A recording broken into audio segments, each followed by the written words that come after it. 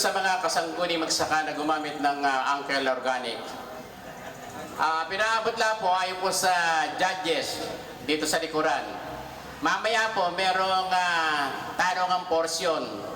Kung sino po ang makasasagot ng tama, yung pong nandito sa harapan na Uncle soil conditioner, yung pong isang sako tsaka 2 liquid fertilizer, maiuwi na po yon. Basta tama na po yung isasagot ninyo. Mamaya po yon. Hintayin po ninyo. At sigurado pong may mag-uwi nitong Uncle Organics na ito.